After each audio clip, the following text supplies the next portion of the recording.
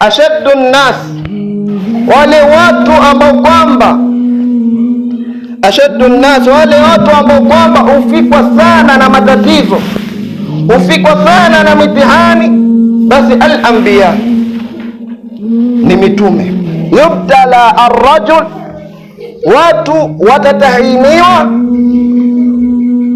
ala hasabi nini, atatahiniwa juu ya ukubwa wake wa dini yake, atatahiniwa juu ya ukubwa wa imani yake. Inkana fi dini, ikiwa katika ule ukubwa wake wa imani, namna imani yake ilivyokuwa ni thabit, basi waambiwa zidati bala, basi mtu huyo atazidishiwa mitihani. Ile mitihani uliopatiwa isiwe ni chanzo kwako wewe ikawa ni kumsahau Mola wako, ikawa ni chanzo cha kwenda kumshirikisha muumba wako. Na hili Mwenyezi Mungu atuambia, wa idha sa'alaka ibadi anni fa inni qarib ujibu da'wata ad-da'i idha da'an falyastajibu li wal yu'minu bi la'allahum yarshudun.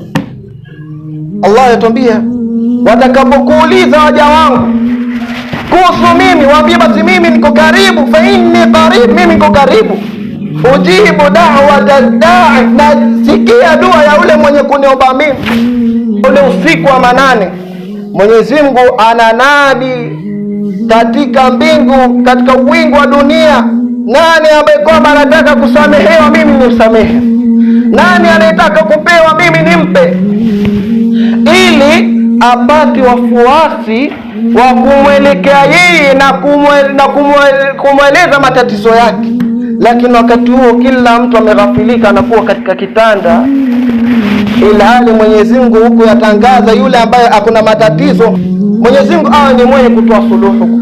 Lengo la kupatiwa sisi matatizo si adhabu, bali tunaangalia imani yetu vipi, namna ambavyo kwamba tumeitakidi kwa kile kitu ambacho kwamba tukiamini.